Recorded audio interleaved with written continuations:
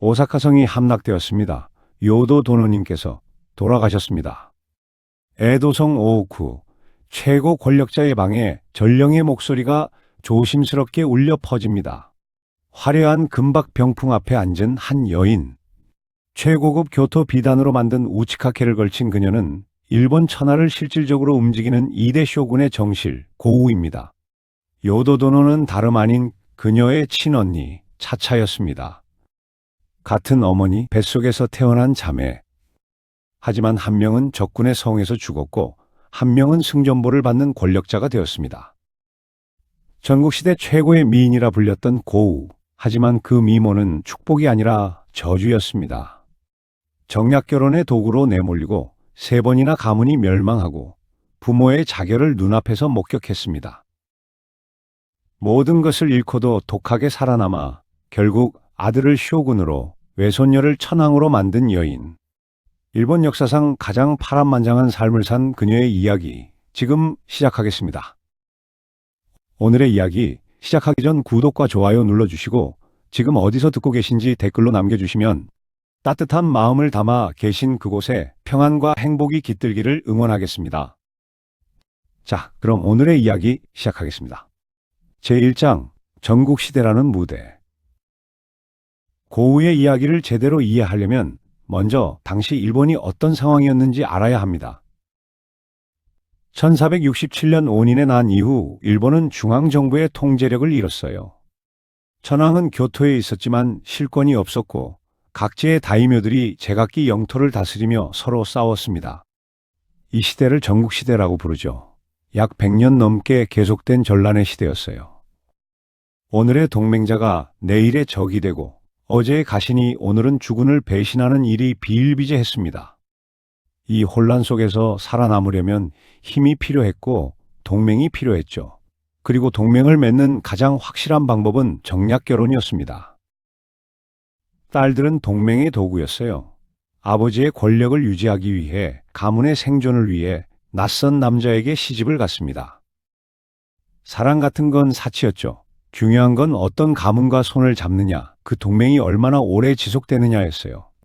고우가 태어난 것은 1573년이었습니다. 하지만 그녀가 세상의 빛을 본 지 얼마 되지 않아 아버지의 성은 불타올랐어요. 고우의 아버지는 오미국의 다이묘 아자이 나가마사였습니다. 어머니는 오다 노부나가의 여동생 오이치였고요. 나가마사는 용맹한 무장이었다고 전해집니다. 키가 크고 목소리가 우렁찼으며 부하들의 신망이 두터웠어요. 그는 오다 노부나가와 동맹을 맺기 위해 그의 여동생 오이치를 부인으로 맞이했습니다. 1567년의 일이었죠. 오이치는 당시 20살 정도였다고 해요. 아름다운 여인이었고 노부나가의 여동생이라는 지위도 있었습니다. 나가마사는 26살이었고요. 정략결혼이었지만 두 사람은 비교적 행복한 부부 생활을 했다고 합니다.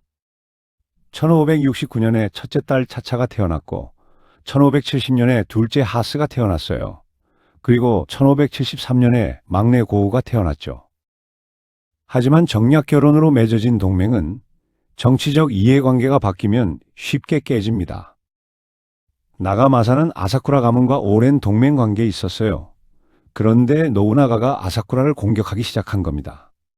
나가마사는 고민에 빠졌죠. 처남을 도울 것인가, 오랜 동맹을 지킬 것인가. 결국 나가마사는 아사쿠라 편을 들었습니다. 이는 노부나가를 배신하는 것이었어요. 노부나가는 분노했죠. 자신의 여동생을 주고 동맹을 맺었는데 그 동맹이 깨진 겁니다. 더구나 매제가 자신을 공격한 거예요. 1573년 8월 노부나가의 대군이 오다니성을 포위했습니다. 성 안에는 나가마사와 그의 아버지 히사마사, 그리고 오이치와 3딸이 있었어요. 포위는 점점 좁혀들었고 더 이상 버틸 수 없다는 게 명백해졌습니다. 나가마사는 결단을 내렸어요. 자신은 무사답게 할복해 죽을 것이다. 하지만 처자식은 살려야 한다. 그는 아내 오이치에게 말했습니다. 당신과 아이들은 살아야 하오. 오빠에게 가시오. 나는 여기 남겠소. 오이치는 거절했다고 해요. 남편과 함께 죽겠다고. 하지만 나가마사는 고집했습니다. 갓 태어난 고우, 3살 배기 하스, 4살 된 차차, 세 딸은 아직 너무 어렸죠. 결국 오이치는 세 딸을 안고 성을 빠져나갔습니다. 나가마사는 아버지와 함께 성의 깊은 곳으로 들어가 할복했어요. 무사들도 뒤를 따랐습니다. 오다니 성은 불에 탔고 아자이 가문은 역사에서 사라졌습니다. 고우는 갓난아기였어요. 아버지의 얼굴도 아버지의 목소리도 기억하지 못했을 겁니다. 그녀가 아버지에 대해 알게 된 것은 나중에 다른 사람들의 이야기를 통해서였죠. 용맹했다는 것, 명예를 중시했다는 것, 자신을 죽인 노부나가가 어머니의 오빠였다는 것. 아버지를 잃은 네 모녀는 오다 노부나가의 거처인 기요스 성으로 갔습니다. 외삼촌의 보호 아래 자라게 된 거죠. 노부나가는 매제를 죽이긴 했지만 여동생과 조카들을 버리지는 않았어요. 어쨌든 자신의 핏줄이 섞인 아이들이었으니까요. 기요스성은 당시 일본에서 가장 번성한 곳 중 하나였습니다. 노부나가는 이미 교토를 장악했고 전국을 통일할 기세로 영토를 넓혀가고 있었어요. 성에는 언제나 사람들이 붐볐고 각지에서 사신들이 찾아왔습니다. 오이치는 이곳에서 세 딸을 키웠어요. 전쟁으로 남편을 잃었지만 아직 젊었고 아름다웠습니다. 당시 그녀는 30살 정도였죠. 딸들은 어머니를 닮아 모두 예뻤다고 해요.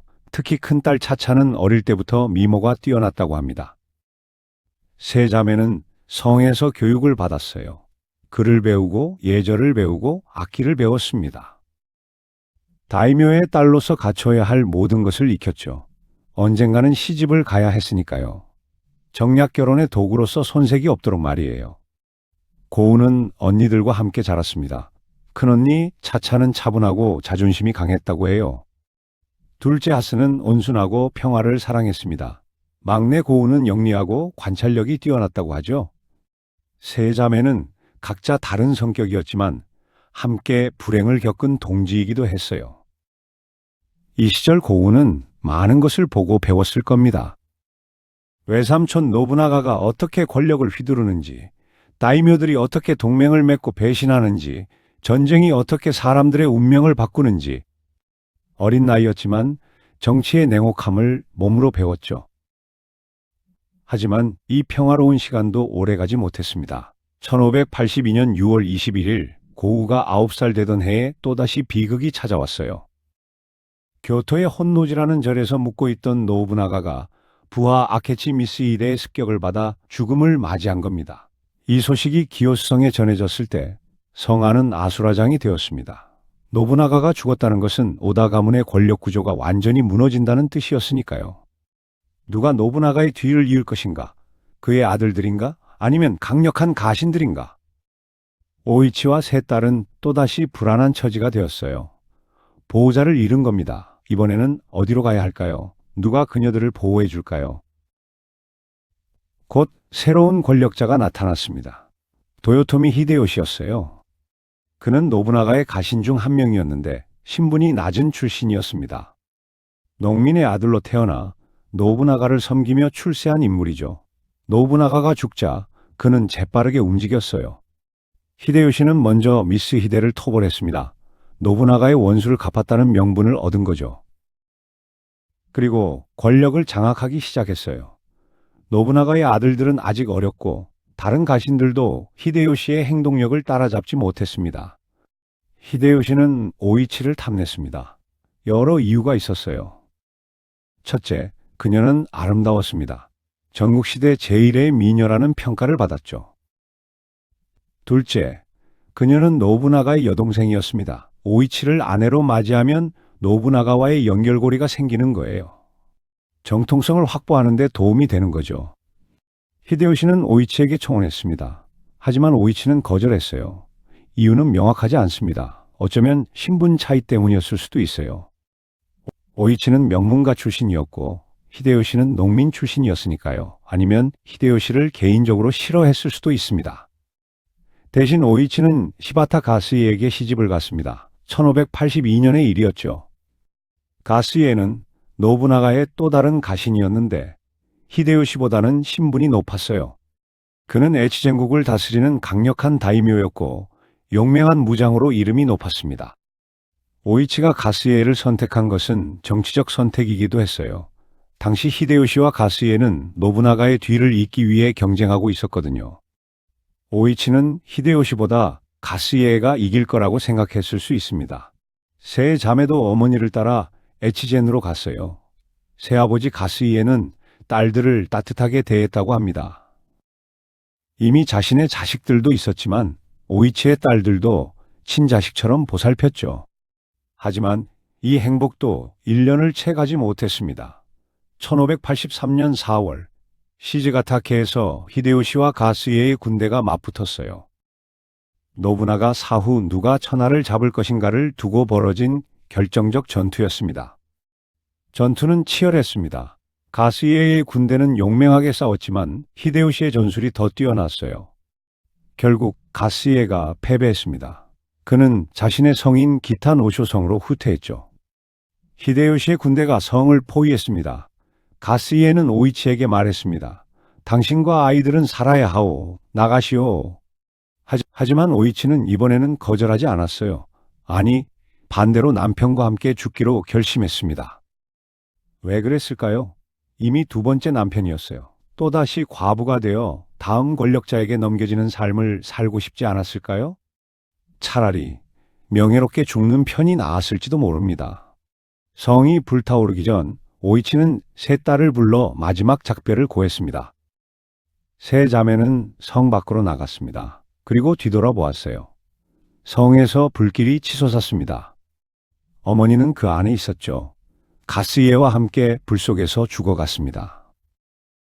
이렇게 고우는 10살이 되기 전에 아버지 나가마사를, 외삼촌 노부나가를, 새아버지 가스이에를, 그리고 어머니 오이치를 잃었습니다.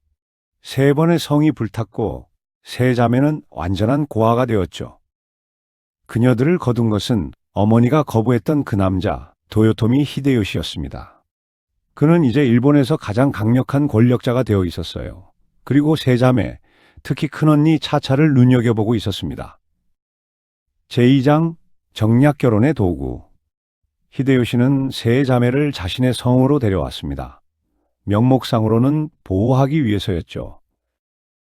하지만 실제로는 정치적 자산으로 활용하기 위해서였어요.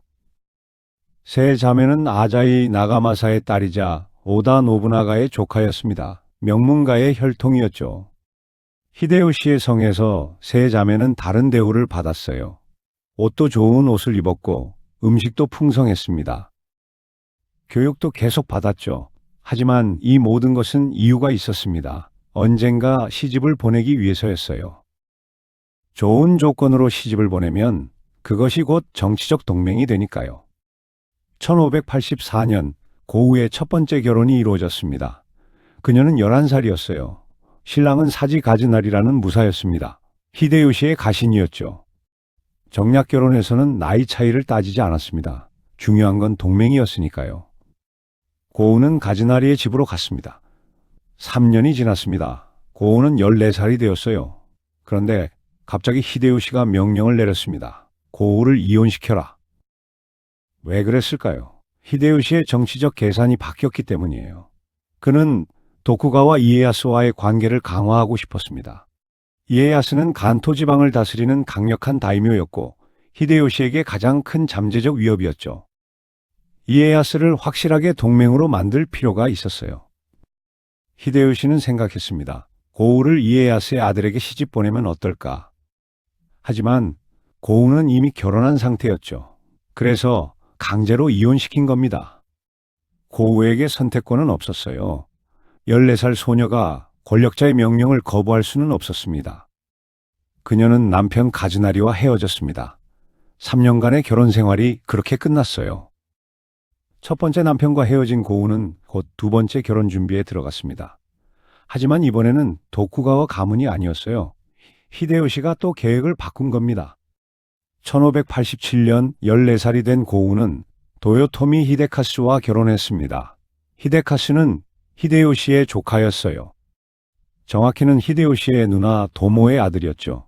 히데요시는 아들이 없었기 때문에 조카들을 양자로 삼아 후계자로 키우고 있었습니다. 히데카스는 고우보다 5살 많았어요. 19살의 청년이었죠. 그는 준수한 외모에 무예도 뛰어났다고 합니다. 히데요시의 후계자 중 한 명으로 촉망받고 있었어요. 이번 결혼은 달랐습니다. 고우는 히데카스와 실제로 부부 생활을 시작했어요. 두 사람은 함께 살며 서로를 알아갔습니다. 정략 결혼이었지만 나이도 비슷했고 같이 지내는 시간이 많았죠. 고우는 도요토미 가문의 일원이 되었습니다. 히데요시의 조카 며느리였으니까요. 큰언니 차차는 이미 히데요시의 측실이 되어 있었고요. 아자이 자매들은 이제 완전히 도요토미 가문에 속하게 된 거예요. 1590년 히데요시는 마침내 전국을 통일했습니다.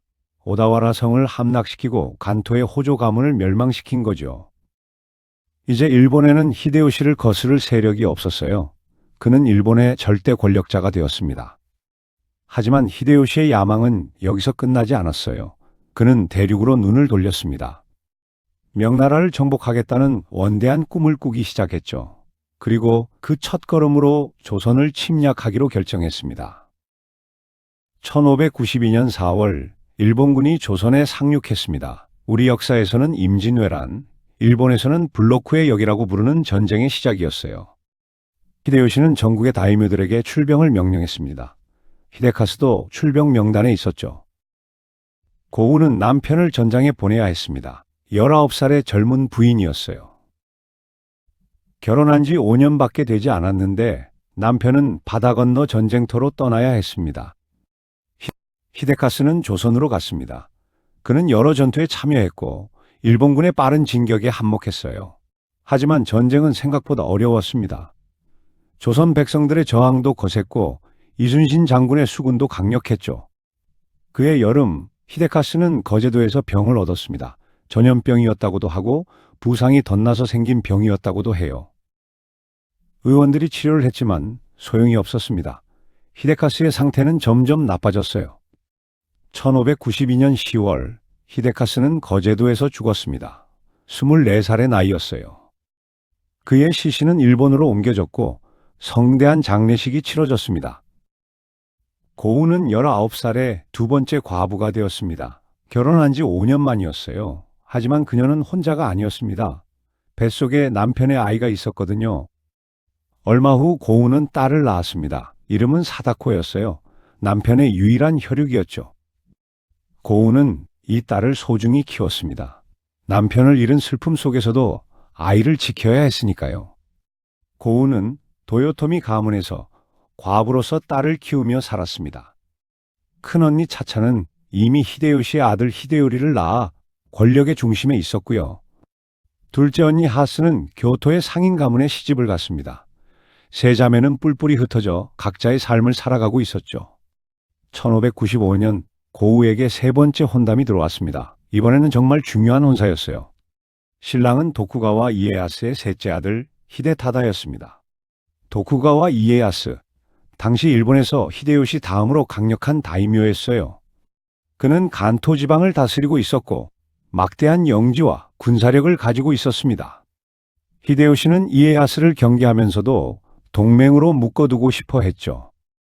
히데타다는 17살이었습니다. 고우는 22살이었고요. 고우는 이미 2번 결혼했고 딸까지 있는 과부였어요.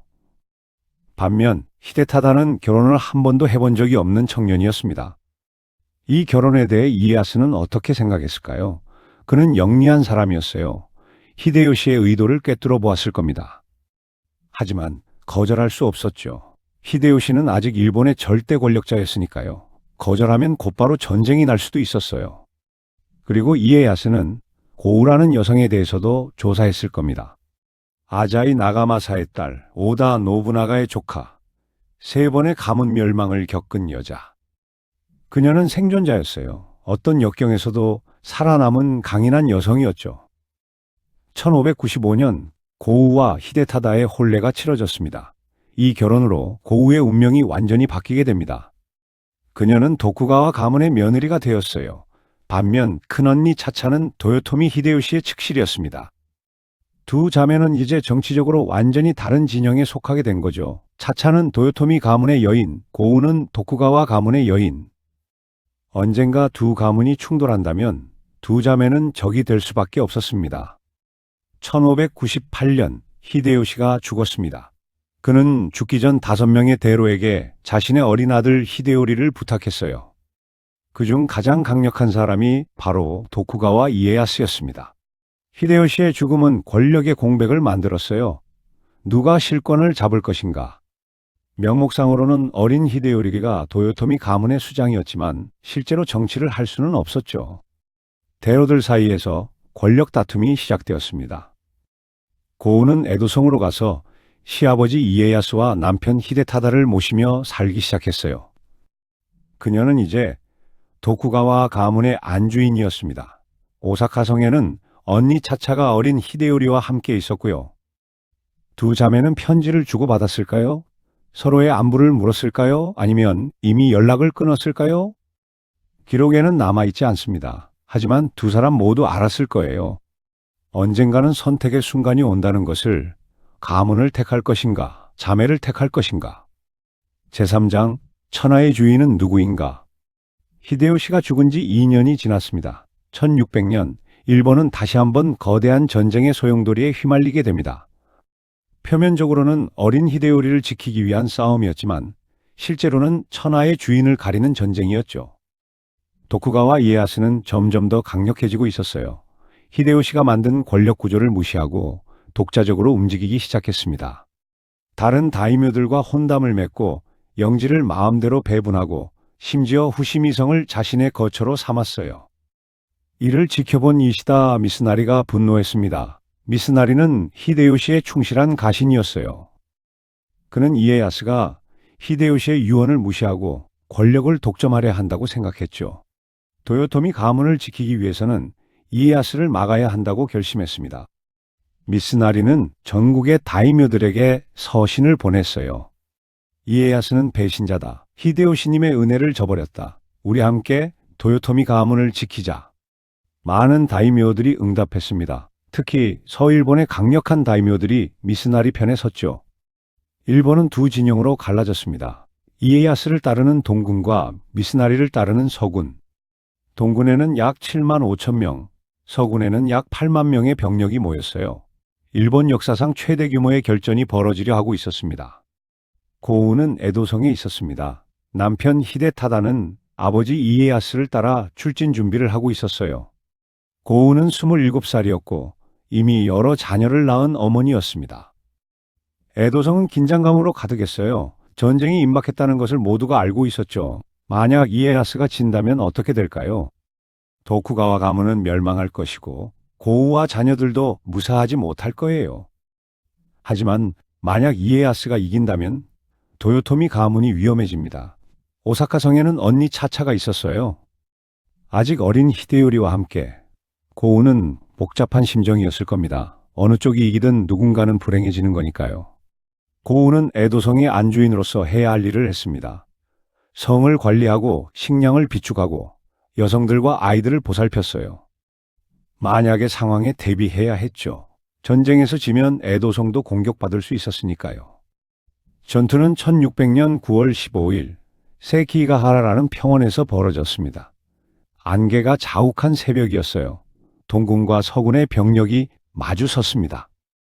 전투는 치열했습니다. 서군의 선봉은 용맹하게 싸웠고 한때는 동군을 밀어붙이기도 했어요. 이시다 미스나리는 희망을 가졌을 겁니다. 이길 수 있을 것 같았으니까요. 하지만 이에야스에게는 비밀 무기가 있었습니다. 서군의 주요 장수 중 한 명인 코바야카와 히데아키와 이미 내통하고 있었던 거예요. 히데아키는 전투 중에 배신하기로 약속되어 있었습니다. 정오가 지났습니다. 전투는 팽팽했어요. 그때 히데아키가 움직였습니다. 그는 갑자기 방향을 틀어 서군을 공격하기 시작했어요. 배신이었습니다. 서군은 혼란에 빠졌습니다. 뒤에서 아군이 공격해 오는데 어떻게 싸워야 할까요? 전열이 무너지기 시작했어요. 이에야스는 기회를 놓치지 않았습니다. 전군에 총공격을 명령했죠. 전투는 몇 시간 만에 끝났습니다. 서군은 완패했어요. 이시다 미스나리는 도망쳤지만 곧 붙잡혔습니다. 다른 서군 장수들도 대부분 죽거나 항복했죠. 세키가하라 전투는 일본 역사의 전환점이었습니다. 이 전투로 전국 시대가 완전히 끝났고 도쿠가와의 시대가 시작되었어요. 이에야스는 이제 일본의 유일한 권력자가 되었습니다. 전투 후 이에야스는 냉혹하게 처리했습니다. 서군의 주요 인물들은 대부분 사형당했어요. 이시다 미스나리는 교토에서 공개 처형되었습니다. 다른 다이묘들은 영지를 몰수당하거나 크게 줄어들었죠.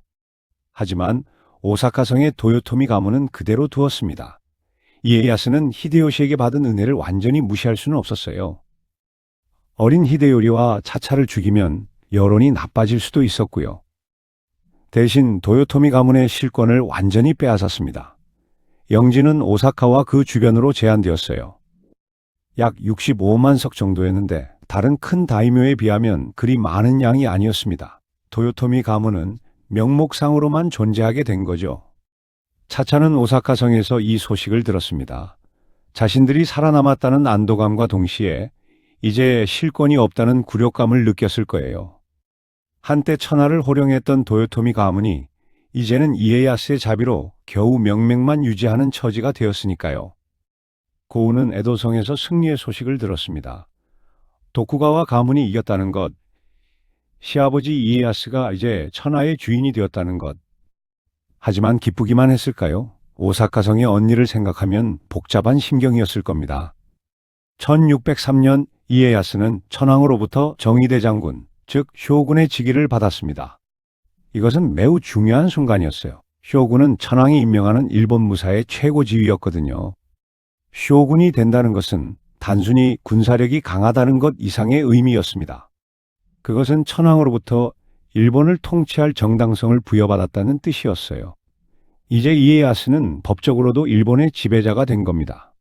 이에야스는 에도의 막부를 열었습니다. 그 전까지 일본의 정치 중심은 교토였어요. 하지만 이에야스는 자신의 본거지인 에도를 새로운 수도로 만들기로 했죠. 이것이 그 유명한 에도 막부의 시작이었습니다. 에도는 빠르게 발전했어요. 전국의 다이묘들이 에도에 저택을 짓고 1년의 절반을 에도에서 보내야 했습니다. 이를 상킹코타이 제도라고 불렀죠. 이 제도로 다이묘들은 에도를 떠날 수 없었고 자연스럽게 에도는 일본 최대의 도시로 성장했습니다. 고우는 이제 쇼군의 며느리였어요. 에도성은 일본에서 가장 권력 있는 장소가 되었고 그녀는 그 성의 안주인이었습니다. 29살의 여성이 일본에서 가장 중요한 위치에 오른 거죠. 제사장, 후계자 이에미스와 유모의 대립. 1604년 8월 12일 고우는 첫 아들을 낳았습니다. 이름은 이에미스. 도쿠가와 가문의 장손이었어요. 에도성은 기쁨으로 들썩였습니다. 후계자가 태어났으니까요. 이에야스는 매우 기뻐했습니다. 손자가 태어난 거예요. 그것도 건강한 사내 아이였죠. 히데타다도 기뻤습니다. 자신의 첫 아들이었으니까요. 하지만 정작 어머니인 고우의 반응은 좀 달랐어요. 기록을 보면 고우는 이에미스에게 그다지 애정을 보이지 않았습니다. 왜 그랬을까요? 여러 추측이 있어요. 어떤 사람들은 출산 과정이 힘들었기 때문이라고 하고 어떤 사람들은 이에미스의 성격이 어릴 때부터 까다로웠기 때문이라고 합니다. 이에미스는 우는 것을 좋아하지 않는 아기였다고 해요. 무엇인가 마음에 들지 않으면 울지도 않고 그냥 가만히 있었다고 합니다. 이런 성격이 어머니를 불안하게 만들었을 수도 있어요. 아기가 우는 것은 자연스러운 건데 울지도 않는다는 게 이상하게 느껴졌을 테니까요. 1606년 고우는 둘째 아들을 낳았습니다. 이름은 타다나가였어요. 이번에는 고우의 반응이 완전히 달랐습니다. 그녀는 타다나가를 무척 사랑했어요. 타다나가는 밝고 활발한 아이였다고 합니다. 잘 웃고 사람들과 잘 어울리고 건강했죠. 고우는 이 아들을 보면서 행복을 느꼈어요. 이에미스와는 완전히 다른 반응이었습니다. 여기서부터 문제가 시작되었어요. 고우는 두 아들을 다르게 대했습니다. 이에미스에게는 냉담했고 타다나가에게는 다정했죠. 옷도 다르게 입혔고 음식도 다르게 주었어요. 주변 사람들이 이를 알아차렸습니다. 고우가 차남을 더 사랑한다는 것, 어쩌면 차남을 후계자로 만들고 싶어 하는 것 아니냐는 소문이 돌기 시작했어요. 이에미스는 이 모든 것을 느꼈습니다. 어린 나이였지만 자신이 어머니의 사랑을 받지 못한다는 것을 알았어요. 동생은 사랑받는데 자신은 그렇지 못하다는 것. 이는 평생 이에미스의 마음의 상처로 남았습니다. 이에미스는 어머니를 원망했어요. 자신을 사랑하지 않았을 뿐만 아니라 후계자 자리에서 밀어내려고까지 했다는 것. 이는 용서할 수 없는 배신이었습니다. 고우도 아들을 멀리했습니다. 시아버지에게 망신을 당한 것이 아들 때문이라고 생각했을 수도 있어요. 아니면 자신이 정말로 원하지 않았던 아들이 결국 후계자가 확정된 것에 대한 분노였을지도 모릅니다. 이 가족의 비극은 고우의 선택에서 비롯되었습니다. 왜 그녀는 장남을 사랑하지 못했을까요? 왜 차남에게만 애정을 쏟았을까요? 아무도 정확히는 모릅니다. 하지만 분명한 것은 이 선택이 모두를 불행하게 만들었다는 거예요. 이에미스는 어머니의 사랑을 받지 못한 채 자랐고, 타다나가는 형제 간의 경쟁 구도에 놓였고, 고우는 시아버지와 남편에게 질책을 들었습니다. 그리고 이 상처는 평생 치유되지 않았어요. 제5장 마지막 대결. 세키가하라 전투가 끝난 지 14년이 흘렀습니다. 1614년 오사카성의 도요토미 가문은 명맥만 유지하고 있었어요. 차차의 아들 히데요리는 이미 21살의 청년이 되었지만 실권은 전혀 없었습니다. 히데요리는 어떤 청년이었을까요? 기록에 따르면 그는 키가 크고 건장한 체격을 가졌다고 해요. 아버지 히데요시를 닮았는지 용맹했다고도 합니다. 하지만 실제로 정치나 군사에 관여할 기회는 없었어요. 오사카성 안에 갇혀 지내는 처지였으니까요. 차차는 아들을 위해 뭔가 해야 한다고 생각했습니다. 도요토미 가문의 위상을 회복할 방법을 찾아야 했어요.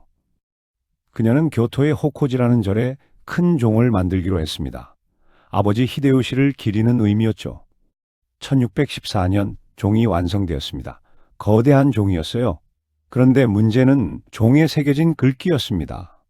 국가 안강 군심 풍락이라는 문구가 있었는데 이에야스는 여기서 트집을 잡았어요. 국가 안강이라는 글자를 나누면 이에야스라는 이름을 저주하는 뜻이 된다는 겁니다.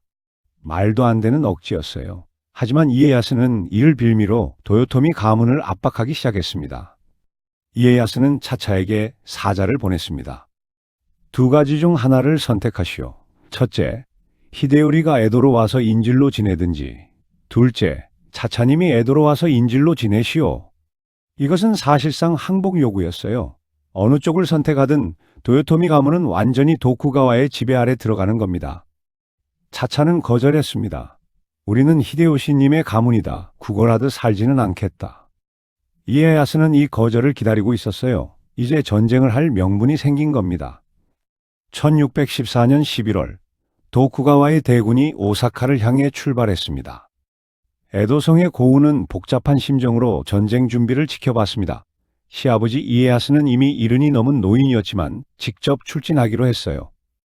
남편 히데타다도 함께 나갔고 아들 이에미스도 처음으로 전장에 나가게 되었습니다. 고우는 알고 있었어요. 오사카성 안에는 친언니 차차가 있다는 것을. 이번 전쟁은 단순한 전쟁이 아니었습니다. 자매의 대결이었죠. 도요토미 가문과 도쿠가와 가문의 최종 결전이었고 차차와 고우의 운명을 가르는 순간이었어요. 고우는 딸 세니메를 걱정했습니다. 세니메는 고우의 첫째 딸로 7살 때 히데요리와 정략 결혼을 했어요. 도쿠가와와 도요토미의 화해를 상징하는 결혼이었죠. 하지만 이제 세니메는 적진에 갇혀있는 셈이었습니다. 남편 히데요리는 공격당하는 쪽이고 친정 아버지 히데타다는 공격하는 쪽이었으니까요. 1614년 11월 19일 도쿠가와군이 오사카성을 포위했습니다. 병력은 약 20만 명이었다고 해요. 반면 오사카성 안에는 약 10만 명이 있었습니다. 수적으로는 도쿠가와가 우세했지만 오사카성은 난공불락의 요새였어요. 오사카성은 히데요시가 심혈을 기울여 만든 성이었습니다. 높은 성벽, 깊은 해자, 견고한 석축. 게다가 성 안에는 충분한 식량과 무기가 비축되어 있었어요. 도요토미를 따르는 무사들도 많이 모여들었습니다. 그들은 마지막까지 싸우겠다고 결의했죠. 전투가 시작되었습니다. 도쿠가와군은 여러 차례 공격을 시도했지만 번번이 실패했어요. 오사카성의 방어는 철통 같았습니다. 특히 사나다 유키무라라는 무장이 이끄는 부대가 맹활약했죠. 그는 도쿠가와 진영 깊숙이 침투해 이에야스의 본진까지 위협했어요. 한 달이 지났습니다. 도쿠가와군은 여전히 성을 함락시키지 못했어요. 겨울 추위가 심해지면서 병사들의 사기도 떨어지기 시작했습니다. 이대로 가다가는 공격이 실패할 수도 있었어요. 이에야스는 전술을 바꿨습니다. 정면 공격으로는 안 되니 포격으로 성 안의 사기를 꺾기로 한 거예요. 그는 영국과 네덜란드에서 수입한 대포를 동원했습니다.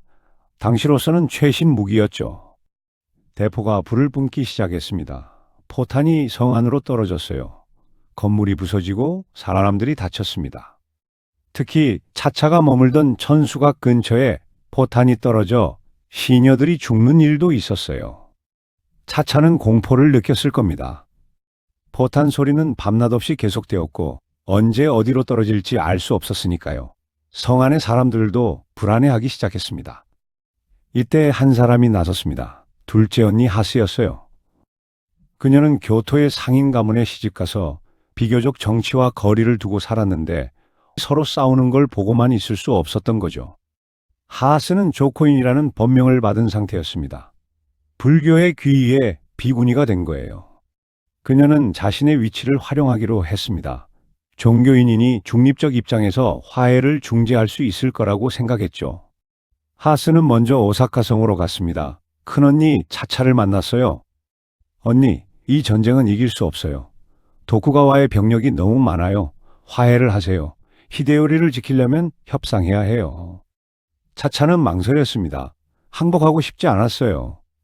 하지만 전세가 불리한 것도 사실이었습니다.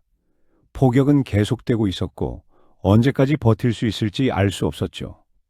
하스는 다시 도쿠가와 진영으로 갔습니다. 이에야스를 만났어요. 오고쇼님, 제발 평화를 주십시오. 그들도 항복할 의사가 있습니다. 조건을 제시해 주십시오. 이에야스는 생각했습니다. 오사카성을 정면으로 공격하면 아직도 많은 시간과 희생이 필요할 거예요. 차라리 협상으로 끝내는 게 나을 수도 있었죠. 그는 조건을 내놓았습니다. 히데요리의 목숨은 보장하겠다. 오사카성도 그대로 두겠다. 대신 성의 외곽 해자를 메워야 한다. 2중 해자와 3중 해자를 모두 메우면 전쟁을 끝내겠다. 하스는 이 조건을 가지고 다시 오사카성으로 갔습니다. 차차에게 설명했어요. 해자를 메우는 것뿐이에요. 성은 그대로 남고 히데요리도 안전해요. 이 조건을 받아들이세요. 차차는 고민 끝에 받아들였습니다. 1614년 12월 휴전 협정이 맺어졌어요. 도쿠가와군은 공격을 멈췄고 오사카성 측도 방어를 멈췄습니다.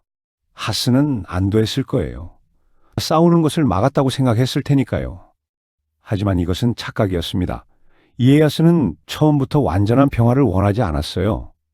해자를 메우는 작업이 시작되었습니다. 도쿠가와군이 많은 인력을 동원해 빠르게 진행했어요. 그런데 이상한 일이 벌어졌습니다. 외곽 해자만 메우기로 했는데 내곽 해자까지 메우기 시작한 거예요. 오사카성 측에서 항의했습니다. 약속이 다르지 않소? 하지만 도쿠가와 측은 시치미를 뗐어요. 해자를 메운다고 했지 어느 해자만 메운다고는 하지 않았소. 결국 오사카성의 모든 해자가 메워졌습니다. 난공불락이었던 오사카성은 방어력을 완전히 잃었어요. 성벽만 남고 해자가 없으니 이제는 쉽게 공격할 수 있게 된 겁니다. 차차는 속았다는 것을 깨달았습니다. 이에야스는 처음부터 오사카성을 완전히 무력화시킬 계획이었던 거예요.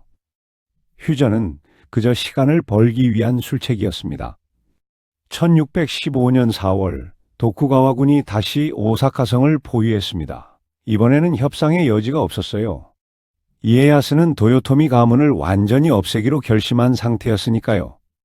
차차는 아들 히데요리에게 말했습니다.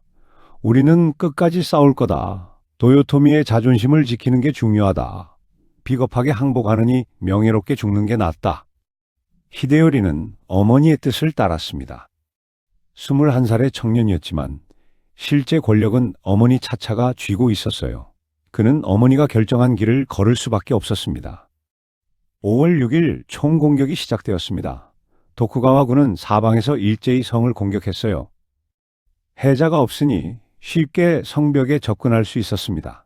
사다리를 걸고 올라가기 시작했죠. 오사카성의 무사들은 필사적으로 방어했습니다. 하지만 중과부적이었어요. 병력 차이가 너무 컸고 방어 시설도 약해져 있었습니다. 하나 둘씩 성벽이 뚫리기 시작했어요. 사나다 유키무라는 마지막 반격을 시도했습니다. 그는 정예의 부대를 이끌고 성 밖으로 나아가 도쿠가와 본진을 공격했어요. 한때는 이에야스를 위협하기도 했지만 결국 중가부적으로 전사했습니다. 성 안은 혼란에 빠졌습니다. 도쿠가와 군이 사방에서 밀려 들어왔어요. 불길이 일어나기 시작했습니다. 건물이 불타고 사람들이 비명을 질렀어요. 차차와 히데요리는 천수각으로 들어갔습니다. 더 이상 갈 곳이 없었어요. 주변에는 몇 명의 측근만 남아 있었습니다. 모두 알고 있었죠. 이제 끝이라는 것을. 차차는 창밖을 바라봤을 거예요. 오다니 성이 불탈 때, 기타 노쇼 성이 불탈 때처럼 또다시 성이 불타고 있었습니다. 아버지도 어머니도 불타는 성 안에서 죽었었죠. 이제 자신의 차례였어요. 히데요리는 어머니를 바라봤습니다. 어머니, 제가 먼저 가겠습니다. 그는 칼을 뽑아 할복했어요. 1615년 5월 8일 차차는 49살의 나이로 죽었습니다. 오다니 성이 불탈 때 6살이었던 소녀가 49살에 또다시 불타는 성 안에서 죽음을 맞이한 거예요. 아버지가 그랬듯이, 어머니가 그랬듯이. 하지만 성 안에는 또 한 사람의 아자이 가문 피가 흐르는 여성이 있었습니다. 바로 세니메였어요. 그녀는 고우의 첫째 딸로 20살이 되어 있었습니다. 세니메는 7살 때 히데요리와 결혼했었어요. 그때는 도쿠가와와 도요토미의 화해를 상징하는 결혼이었죠. 하지만 이제 남편은 죽었고 성은 불타고 있었습니다. 고우는 딸을 구하기 위해 필사적이었습니다.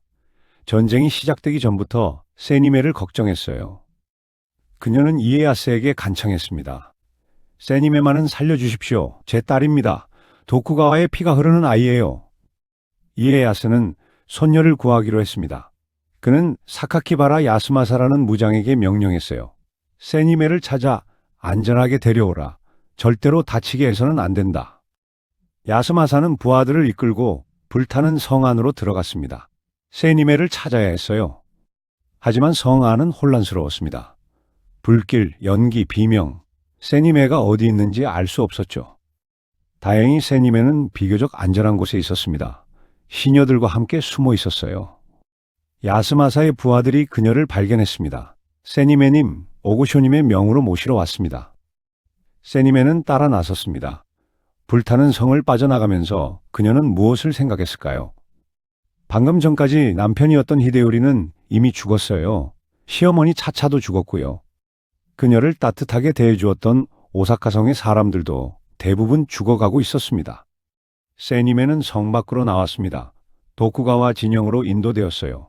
할아버지 이에야스와 아버지 히데타다가 기다리고 있었습니다. 그들은 세니메를 반겼지만 세니메의 표정은 밝지 않았어요. 며칠 후 세니메는 에도성으로 돌아왔습니다. 어머니, 고우가 기다리고 있었어요. 고우는 딸을 꼭 껴안았습니다. 살아서 돌아와줘서 고마워. 하지만 세니메는 복잡한 심정이었을 겁니다. 살아남았다는 안도감, 남편을 잃었다는 슬픔, 친정이 남편을 죽였다는 죄책감. 20살에 과부가 된 거예요.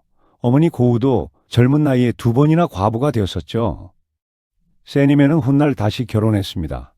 혼다 타다토키라는 무장에게 시집갔어요. 이번에는 행복한 결혼이었다고 합니다. 세니메는 새 남편과 함께 오래 살았고 여러 자녀를 낳았죠. 하지만 세니메는 평생 오사카 성에서의 기억을 잊지 못했을 거예요. 불타는 성, 죽어가는 사람들, 남편의 최후. 그녀는 나중에 오사카 성의 희생자들을 위한 절을 세웠습니다. 그들을 기리고 명복을 빌기 위해서였죠. 에도성에서 언니의 죽음 소식을 들었을 때 고우는 무슨 생각을 했을까요? 역사 기록에는 그녀의 감정이 자세히 나와 있지 않아요. 하지만 짐작은 할 수 있죠. 같은 뱃속에서 태어난 언니였습니다. 함께 아버지의 성이 불타는 걸 보았고 함께 어머니의 성이 불타는 걸 보았어요. 함께 고아가 되었고 함께 도요토미 히데요시의 집에서 자랐죠. 하지만 언니는 도요토미 가문의 여자가 되었고 고우는 도쿠가와 가문의 여자가 되었습니다. 그리고 결국 언니는 불타는 성 안에서 죽었어요. 마치 어머니처럼. 고우는 밤에 혼자 있을 때 울었을까요? 쇼군의 정실 부인이 낮에 함부로 눈물을 보일 수는 없었을 거예요. 자신만 살아남았다는 죄책감도 있었을 거예요. 언니는 명예를 지키다 죽었고 자신은 생존을 선택해 살아남았습니다. 하지만 고우는 자신의 선택을 후회하지 않았을 겁니다. 그녀에게는 지켜야 할 것들이 있었어요. 남편, 자녀들, 도쿠가와 가문, 그리고 무엇보다 자신의 생존, 3번이나 가문이 망하는 것을 보며 배운 교훈이 있었죠. 살아남는 것, 그것이 가장 중요하다는 것. 오사카 전투로 도요토미 가문은 완전히 멸망했습니다. 히데요시가 그토록 공들여 세운 제국이 한순간에 무너진 거예요. 이제 일본 천하는 완전히 도쿠가와 가문의 것이 되었습니다. 고우는 그 도쿠가와 가문에서 가장 권력 있는 여성이었어요.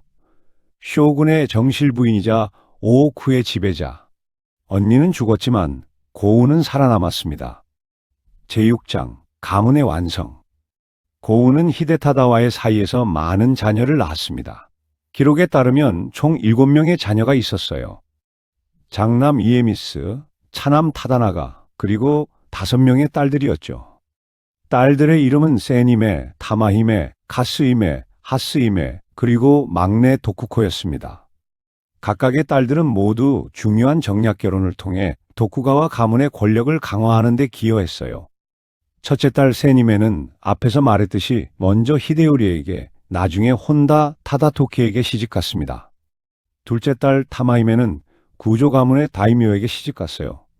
셋째 카스히메는 히데타다의 양자였던 타다카스에게 시집갔고요. 넷째 하스히메는 어렸을 때 병으로 죽었습니다. 고우에게는 큰 슬픔이었어요. 하지만 당시에는 어린 나이에 죽는 일이 흔했습니다. 의학이 발달하지 않았고 전염병도 많았으니까요. 그리고 막내딸 도쿠코, 이 아이가 고우에게 가장 큰 영광을 가져다 주게 됩니다. 1620년 고우에게 큰 기쁨이 찾아왔습니다. 막내딸 도쿠코가 황궁으로 들어가게 된 거예요. 천황의 비가 되기 위해서였죠. 당시 천황은 고미즈노오 천황이었습니다. 그는 1611년에 즉위해 일본 황실을 이끌고 있었어요. 하지만 실권은 없었습니다. 진짜 권력은 에도 막부가 쥐고 있었죠. 도쿠가와 막부는 황실과의 관계를 공고히 하고 싶었습니다. 천황은 일본의 상징이었어요. 쇼군은 천황이 임명하는 직위였고 천황의 권위를 빌려 통치의 정당성을 얻었죠. 그렇다면 쇼군의 딸을 천황에게 시집 보내면 어떨까요? 황실과 막부가 혈연으로 이어지는 겁니다. 이에야스가 죽기 전에 계획한 일이었어요. 그는 손녀를 황궁에 보내 도쿠가와의 피를 황실에 심으려 했습니다. 1616년 이에야스가 죽은 후 히데타다가 이 계획을 실행에 옮겼죠. 도쿠코는 1607년에 태어났습니다. 고우의 막내딸이었어요. 어릴 때부터 영리하고 단정했다고 합니다. 고우는 이 딸을 특별히 아꼈어요. 천황의 비가 될 아이였으니까요. 도쿠코는 어릴 때부터 특별한 교육을 받았습니다. 황실의 예법, 고전문학, 서예, 음악, 황비가 되기 위해 필요한 모든 것을 배웠어요. 고우는 직접 딸의 교육을 감독했습니다. 1620년 14살이 된 도쿠코가 황궁으로 들어갔습니다. 고미즈노 천황은 25살이었어요. 도쿠코는 입궐하면서 마사코라는 이름을 받았습니다. 하지만 사람들은 그녀를 도후쿠몬인이라고 불렀죠. 고우는 딸이 황궁으로 가는 것을 지켜봤습니다. 47살이었어요. 도쿠코가 황비가 된 것은 단순한 결혼이 아니었습니다. 이것은 정치적으로 매우 중요한 사건이었어요. 황실과 막부가 혈연으로 연결된 거니까요. 하지만 이 관계는 늘 긴장감이 있었습니다. 황실은 명목상 일본의 최고 권위였지만 실권은 막부가 쥐고 있었어요. 천황은 막부의 간섭을 받으며 살아야 했죠. 고미즈노오 천황은 이런 상황이 불만스러웠습니다. 자신은 천황인데 쇼군의 허락 없이는 아무것도 할 수 없었어요. 심지어 아내인 도쿠코도 막부의 스파이처럼 느껴질 때가 있었습니다. 실제로 도쿠코는 황궁의 소식을 에도에 전했어요. 어머니 고우에게 편지를 보냈고 고우는 그 내용을 히데타다에게 알렸습니다. 막부는 이를 통해 황실의 동향을 파악할 수 있었죠. 하지만 도쿠코는 남편 천황을 배신한 것은 아니었어요. 그녀는 황비로서의 역할을 충실히 했습니다. 천황을 존경했고 황실의 전통을 지키려 노력했죠. 단지 친정과의 연락을 끊지 않았을 뿐이에요. 1623년 고우의 장남 이에미스가 3대 쇼군에 취임했습니다. 20살이었어요. 아버지 히데타다는 쇼군 자리에서 물러났지만 오고쇼로서 여전히 실권을 쥐고 있었습니다. 이에미스는 어머니와 여전히 사이가 좋지 않았습니다. 어릴 때의 상처가 아물지 않았어요. 고우와 이에미스의 관계는 복잡했습니다. 모자 사이지만 서로를 신뢰하지 못했어요. 하지만 겉으로는 정상적인 모자 관계를 유지했어요. 공식 석상에서는 존경과 효도를 표현했죠. 에도 막부의 권위를 위해서는 쇼군과 그 어머니의 관계가 좋아 보여야 했으니까요. 이에미스는 강력한 쇼군이 되었습니다. 그는 아버지와 할아버지가 만든 막부 체제를 더욱 공고히 했어요. 상킨코타이 제도를 강화하고 기독교를 탄압하고 쇄국 정책을 실시했습니다. 고우는 이 모든 것을 지켜봤습니다. 자신이 사랑하지 않았던 아들이 훌륭한 쇼군이 되어가는 것을. 그리고 1629년 정말 놀라운 일이 벌어졌습니다. 고우의 외손녀가 천황이 된 거예요. 메이쇼 천황이었습니다. 어떻게 이런 일이 가능했을까요? 고미즈노 천황과 도쿠코 사이에서 1624년에 딸이 태어났어요. 이름은 오키코였습니다. 고우의 외손녀였죠. 고미즈노 천황에게는 여러 후궁이 있었고 그들 사이에서도 자녀가 태어났습니다. 하지만 아들은 일찍 죽거나 병약했어요. 건강한 아들이 없었던 겁니다. 1629년 고미즈노 천황은 갑자기 퇴위를 선언했습니다. 이유는 막부와의 갈등 때문이었어요. 천황은 막부의 간섭에 지쳐 있었고 더 이상 견딜 수 없다고 생각했습니다. 문제는 후계자였어요. 아들이 없으니 누가 다음 천황이 될까요? 막부는 도쿠코의 딸 오키코를 추천했습니다. 5살 된 여자아이였어요. 여성 천황은 일본 역사에서 드문 일이었습니다. 하지만 불가능한 것은 아니었어요. 과거에도 여성 천황이 있었으니까요. 하지만 대부분 임시적이었고 곧 남성 천황에게 자리를 물려주었죠. 막부의 압력으로 오키코가 천황으로 즉위했습니다. 메이쇼 천황이 된 거예요. 5살의 어린 여자아이가 일본 황실의 수장이 되었습니다. 1626년 9월 15일 고우가 세상을 떠났습니다. 54세 나이였어요. 에도성에서 조용히 숨을 거두었습니다. 그녀의 마지막 날들은 평온했다고 합니다. 병으로 누워 있었지만 고통스러워하지는 않았어요. 살아있는 딸들이 어머니를 보러 왔습니다. 고우는 조조지라는 절에 묻혔습니다. 도쿠가와 가문의 보리사였어요. 화려한 위패가 만들어졌고 성대한 장례식이 치러졌습니다. 쇼군의 어머니이자 천황의 외할머니, 일본에서 가장 권력 있었던 여성의 장례식이었죠. 위패에는 숭원원 전계승정이라는 법명이 적혔습니다. 그리고 도쿠가와 히데타다의 정실이라는 직함. 하지만 그 짧은 글귀 뒤에는 54해의 파란만장한 인생이 숨어 있었어요. 고우가 남긴 유산은 무엇이었을까요? 첫째, 혈통이었습니다. 그녀의 피는 에도 막부를 통해 계속 이어졌어요. 아들 이에미스는 3대 쇼군이 되었고 그의 후손들이 260년 넘게 일본을 통치했습니다. 황실에도 고우의 피가 흘렀습니다. 딸 도쿠코는 황비가 되었고 외손녀 메이쇼는 천황이 되었어요. 그 이후 황실의 여러 천황들에게 고우의 피가 전해졌습니다. 둘째, 오우쿠 시스템이었습니다. 고우가 만든 이 독특한 여성 조직은 에도 막부가 끝날 때까지 존재했어요. 260년 넘게 일본의 권력 구조의 일부였죠. 오우쿠는 여성들에게 독특한 기회를 제공했습니다. 무사 가문의 딸들이 시집가지 않고도 명예롭게 살 수 있는 공간이었어요. 물론 엄격한 규율 아래 살아야 했지만 어떤 의미에서는 여성들만의 세계를 형성할 수 있었습니다. 셋째, 생존의 지혜였습니다. 고우의 삶은 전란의 시대를 살아남은 한 여성의 이야기였어요.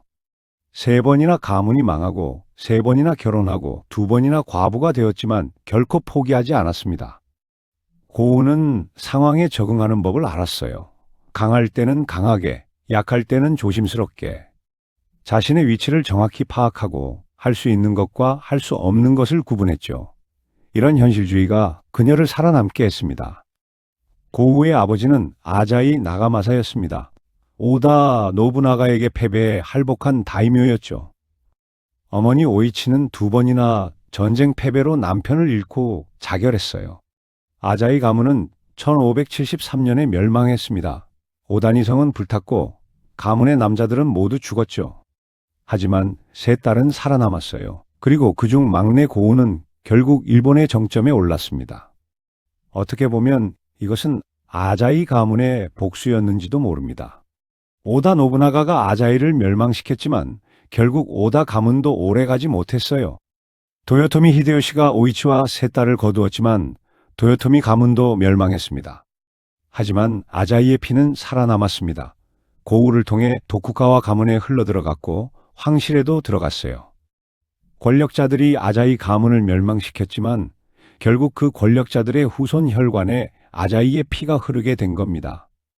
이것을 복수라고 부를 수 있을까요? 아니면 단순히 역사의 아이러니일까요? 어쩌면 둘 다일 수 있습니다. 중요한 것은 고우가 살아남았다는 거예요. 그리고 자신의 혈통을 일본 역사에 영원히 새겨넣었다는 것. 아자이 세 자매의 운명은 각기 달랐습니다. 큰언니 차차는 도요토미 히데요시의 측실이 되어 권력의 중심에 있었지만 결국 오사카성에서 자결했어요. 둘째 하스는 교토의 상인 가문에 시집가서 비교적 평온하게 살았고 평화를 중재하려 노력했죠. 그리고 막내 고우는 도쿠가와 가문의 며느리가 되어 일본에서 가장 권력 있는 여성이 되었습니다. 세 자매 중 가장 성공한 사람이었어요. 왜 이런 차이가 생겼을까요? 운도 있었을 겁니다. 차차가 히데요시에게 발탁된 것, 고우가 도쿠가와의 시집간 것. 이런 것들은 그녀들이 선택한 게 아니라 히데요시가 결정한 거였으니까요.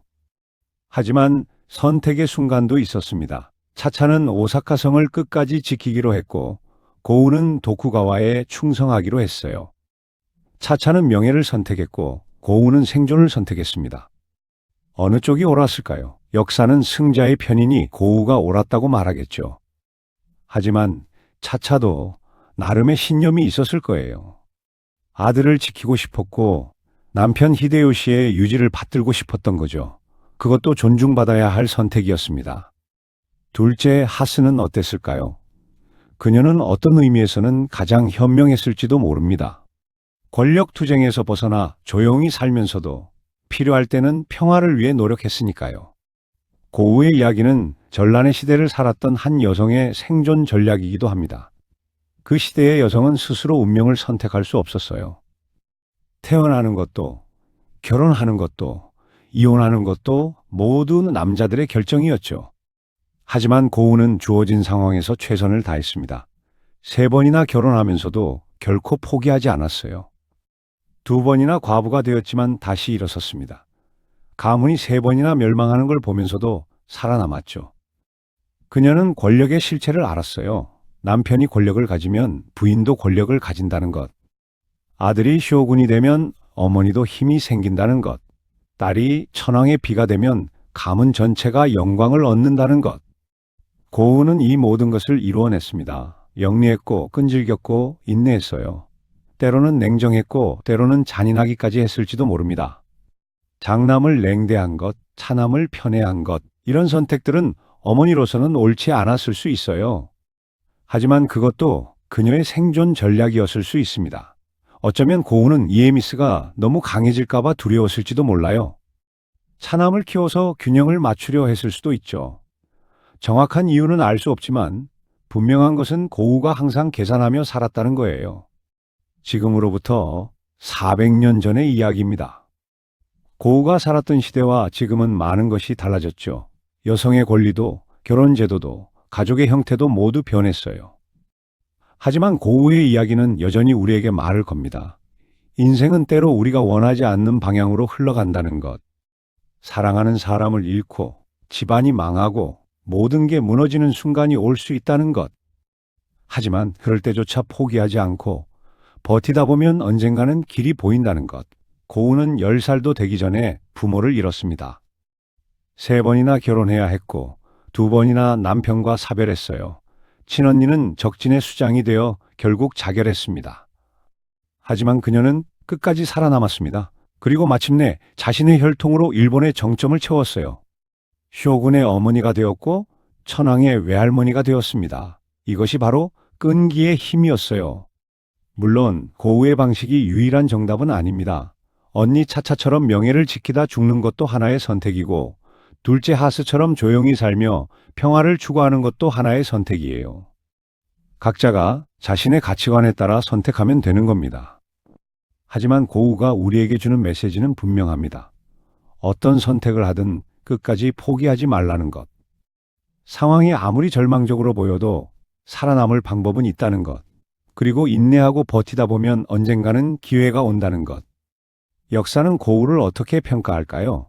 에도 시대에는 그녀를 존경했습니다. 쇼군의 어머니자 오오쿠의 창시자였으니까요. 도쿠가와 가문의 번영에 크게 기여한 인물로 여겨졌죠.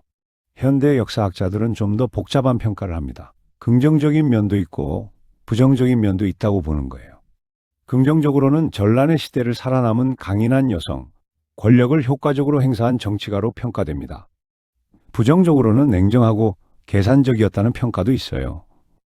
특히 아들 이에미스를 냉대한 것은 어머니로서 문제가 있었다고 보는 시각도 있죠.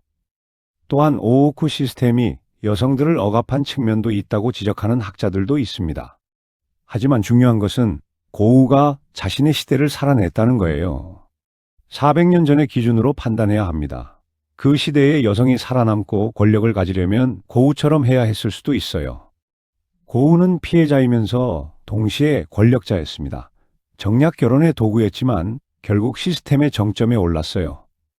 억압받는 여성이었지만 다른 여성들을 통제하는 존재가 되었죠.